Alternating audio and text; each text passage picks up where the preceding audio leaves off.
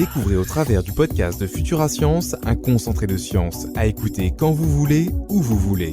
Futura Science, au cœur de la science.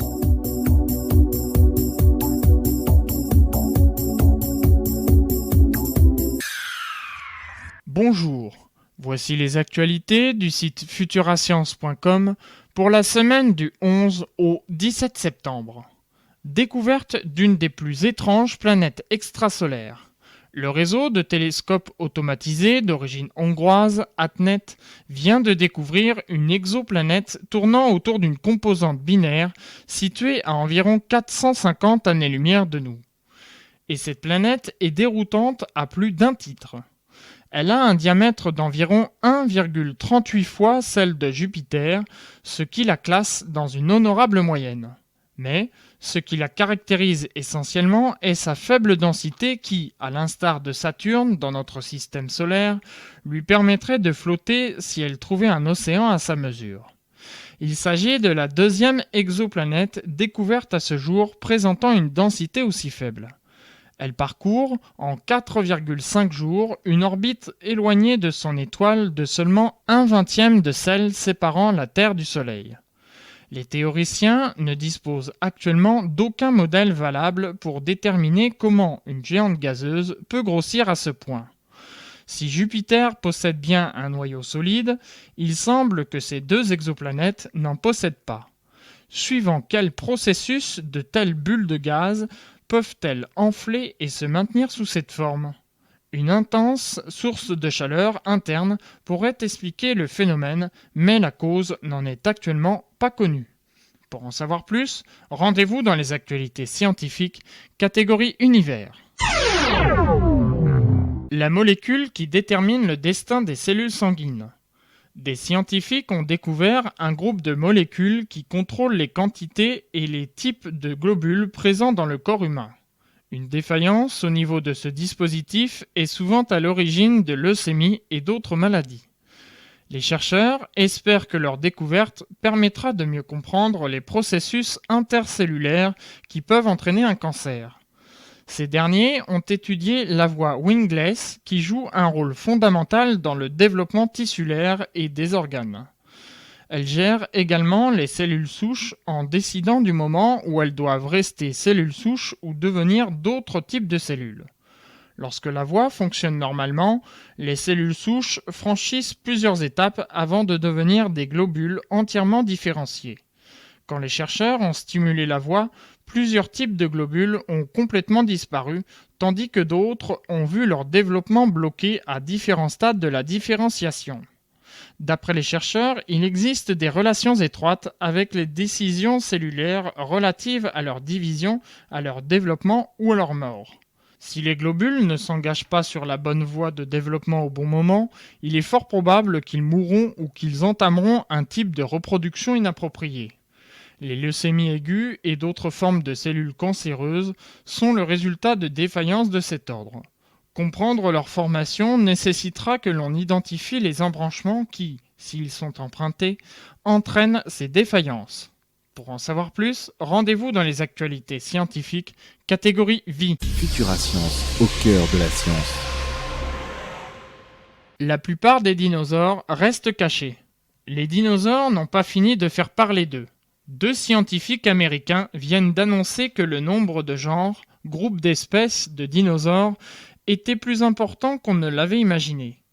Au cours de la dernière décennie, les découvertes de nouveaux genres ont pratiquement triplé, passant d'une moyenne de 5,8 par an entre 1970 et 1989 à 14,8 depuis le début des années 90. Mais seulement 527 ont pu être au total décrits jusqu'ici. C'est en se basant sur ces chiffres et l'augmentation récente du nombre de fossiles retrouvés en Chine, en Mongolie et en Amérique du Sud que les deux scientifiques ont pu établir qu'il devait exister 1850 genres différents. De plus, ils annoncent que les 3/4 de ces familles de dinosaures encore inconnues seront identifiées dans les 100 prochaines années. Pour faire ce calcul, ils ont établi une courbe de tous les squelettes de dinosaures découverts par genre, dans le temps, et y ont introduit ces données dans un modèle mathématique qui permet de faire une projection statistique. Pour en savoir plus, rendez-vous dans les actualités scientifiques catégorie Terre. Nous vous invitons aussi à consulter le dossier « Le message des dinosaures ». Nouveau record pour les supraconducteurs. La firme américaine Superconductor a déclaré dans le courant de l'été avoir battu un nouveau record dans l'industrie des supraconducteurs. En produisant pour la première fois un câble de 100 mètres de long en matériaux supraconducteurs à haute température, AMS donne un coup d'accélérateur à cette technologie de transport de l'électricité. Une première génération de câbles HTS a bien été mise sur le marché, permettant de multiplier par 100 la quantité de courant transporté par rapport à un câble de cuivre classique, mais à des coûts eux aussi multipliés par 100. Il y a 10 ans, des câbles de deuxième génération ont vu le jour au Japon et aux États-Unis à base d'yttrium, barium, cuivre et oxygène, moins coûteux à fabriquer, mais encore difficiles à utiliser.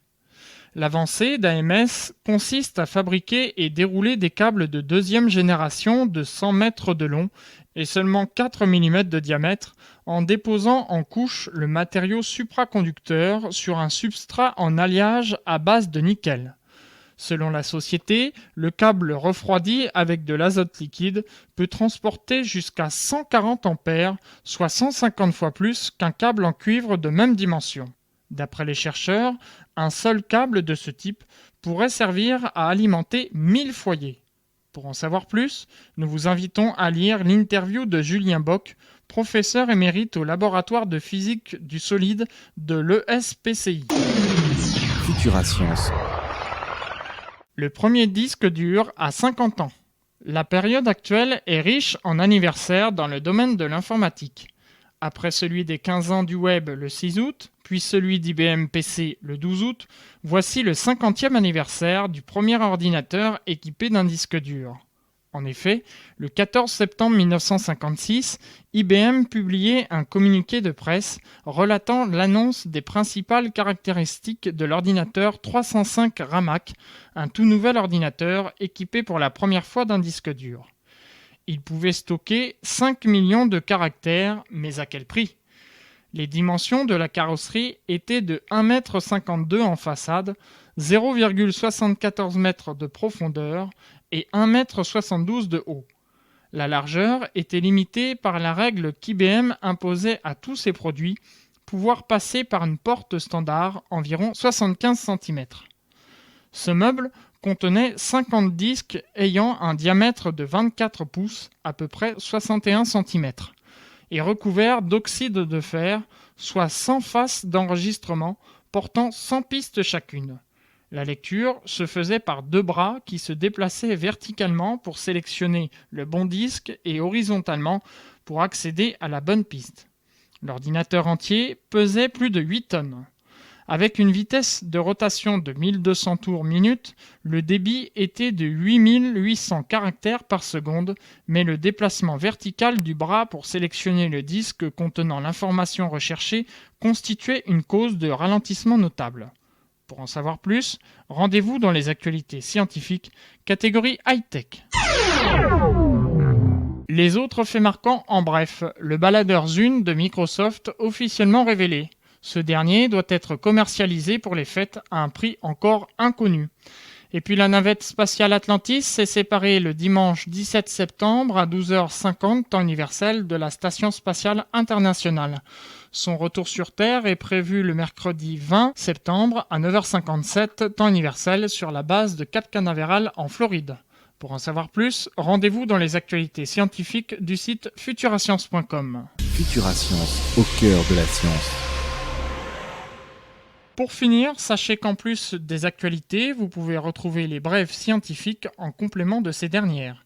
Futurascience vous propose aussi, en partenariat avec regionjob.com, réseau de sites internet de recherche d'emploi en région, une rubrique dédiée à l'emploi scientifique et technique. Futurascience vous propose aussi des podcasts vidéo en partenariat avec Mona Lisa Productions. Bonne découverte sur Futurascience. C'était le podcast de Futurascience. Prolongez la découverte sur le www.futura-science.com. Futurascience, au cœur de la science.